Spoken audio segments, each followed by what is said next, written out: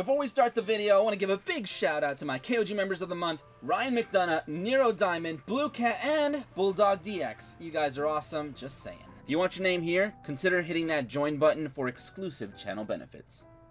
The Egyptian gods. In Yu-Gi-Oh lore, they are the pinnacle of power, the strongest there is. But in context of the actual game, they're slow, hard to summon, and can be easily destroyed. Until today, we finally get to show off a glimpse of their true power. Obelisk is known to be the most powerful Egyptian god, but that damage is nothing compared to the rest. Prepare to witness true power.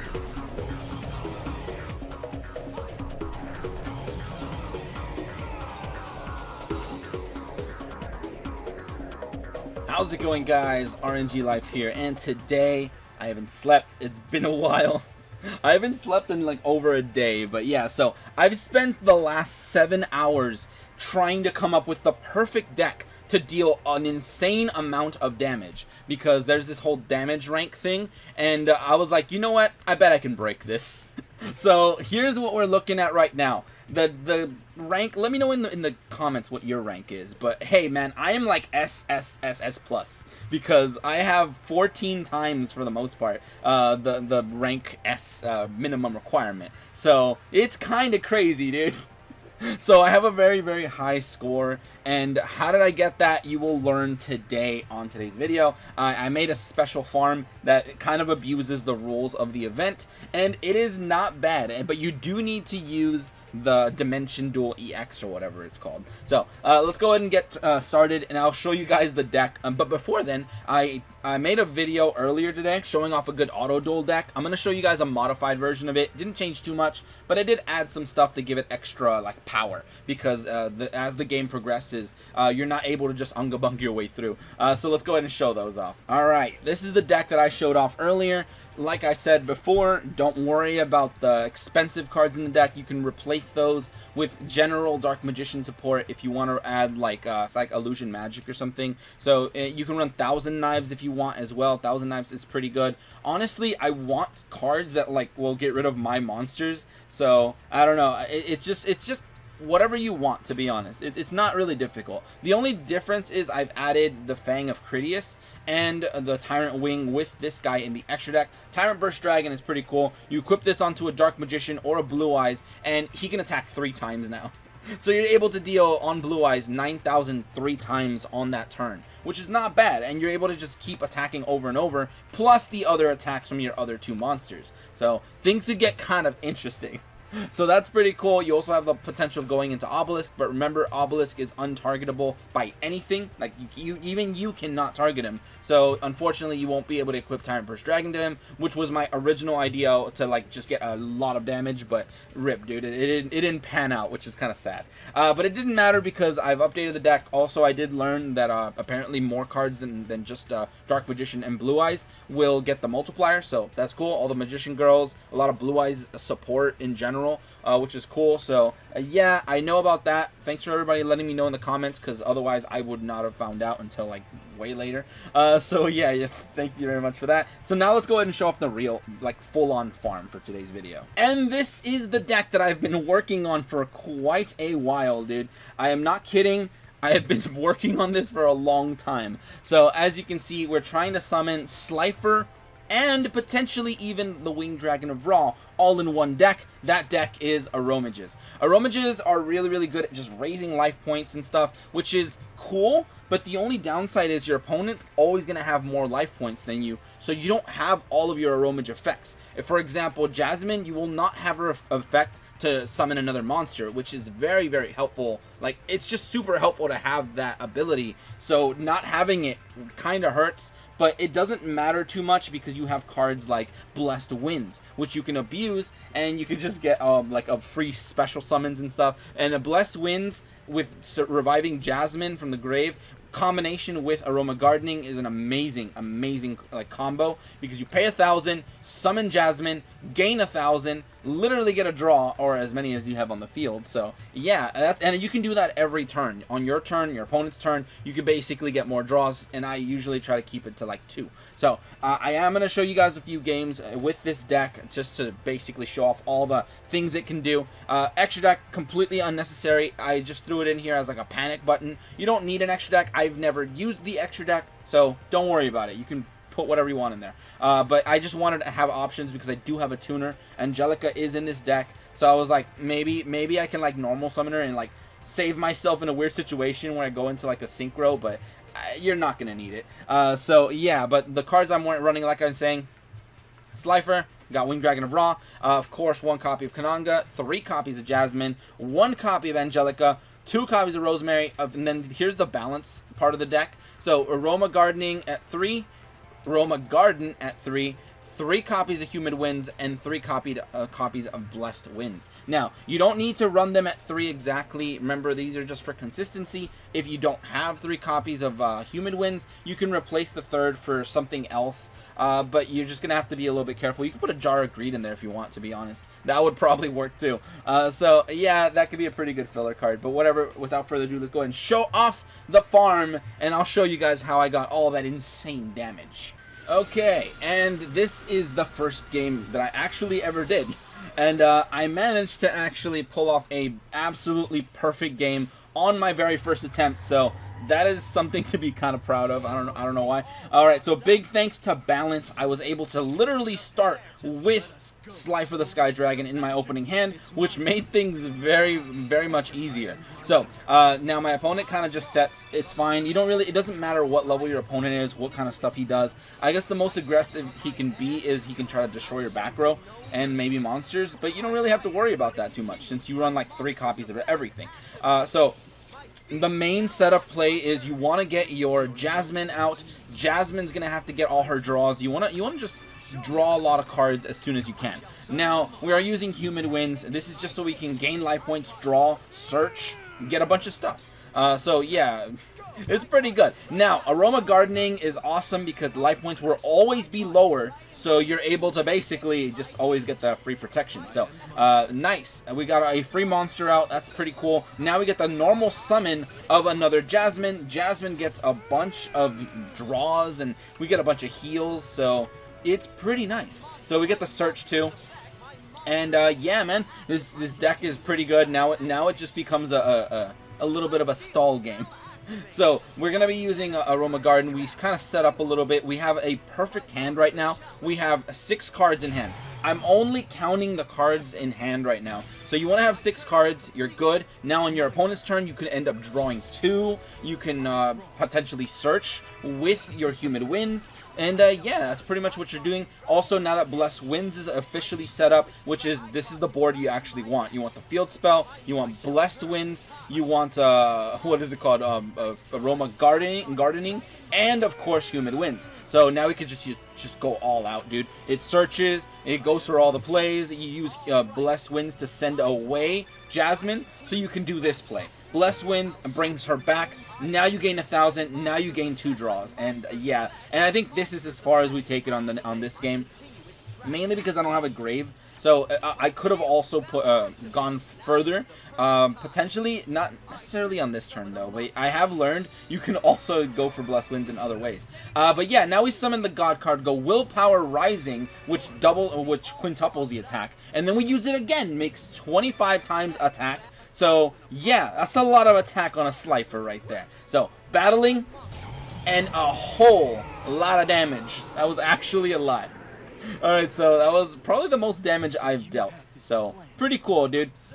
And that was just the first attempt, first time trying it. I'm going to go ahead and show you guys a second attempt, or a different attempt actually. And then I'll go ahead and show you guys a attempt that failed, but still like worked, if you guys are wondering why I'm running Winged Dragon of Ra. So let's go ahead and get to that. Alright. So, attempt number 2. I think this was pretty much attempt number 2 for the most part. So, on this one, I also got extremely lucky, and I just opened up with your boy Slifer. Like, I don't know how I did that. So I opened up like a god here, literally. I opened up with like my Slifer, gardening. I got humid winds and a jasmine, which is just perfect. It's absolutely amazing. Now double humid winds, that's not that great, but if it was blessed winds, it would have been the best hand.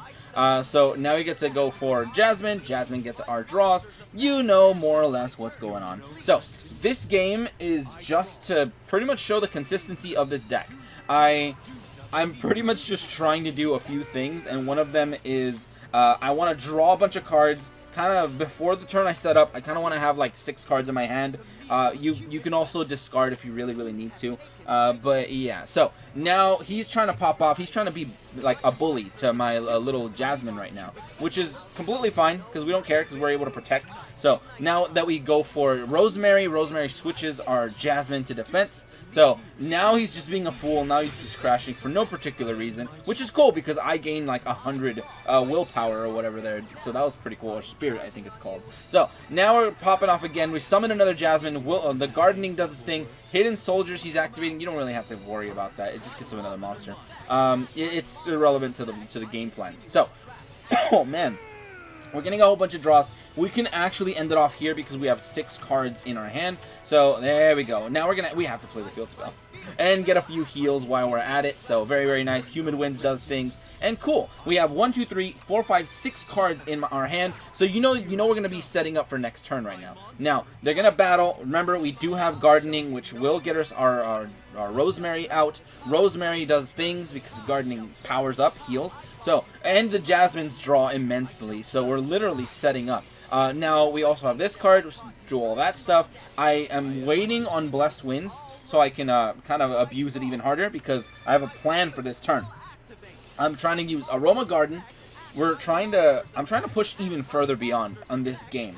And so everyone's getting their effects. It doesn't matter what I flip with Rosemary or whatever. I'm just trying to get all them draws. So Humid Winds now doing its thing. Blessed Winds doing its thing, putting one back. Now Humid Winds can add an extra card to my hand, which is just extra power for Slifer, which you know is coming out. So now he comes out at 10,500. Then multiply his stats. Multiply it again. Oh my goodness. And then attack over one of the boys. It doesn't matter which one, but if I would have attacked the other one, probably would have dealt more damage. But fair enough. That was pretty much that. Now I will show you guys a game where I was trying to test a little bit too much, and it resulted in me actually using the Winged Dragon of Ra. So let's go ahead and get to that one. Alright, and this is the final game that I'm going to be showing off today. So yeah, dude, I've spent like 7 hours. Like 7 hours grinding and like trying to get these decks perfected. So yeah, I hope that earns a like. So please leave a like.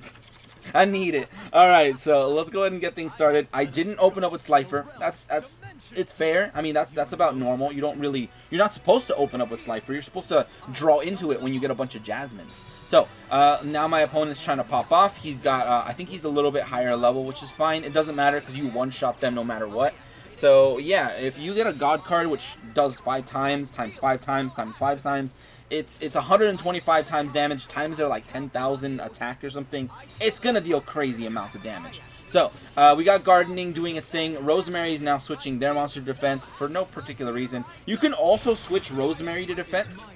And, like, that's a play. You can actually switch your Rosemary to defense. They'll attack you, and then you use Gardening, and then you summon a free monster from the deck, which is not a bad move. In this one, he just has Evil Swarm O-Lantern, which pops. And I was like, you know what, let me just chain real quick for no particular reason. So we're just trying to raise them life points. And that was kind of my goal in this game. I want to use the skill to summon Slifer to see if it counts as a special summon, because it was summoned with the skill. And you know how wonky those skill summons are. So pretty cool. I just wanted to kind of mess around with Slifer summoned midway. Like, we don't even have the multipliers yet. So attacking. I wanted to see if I can keep Slifer.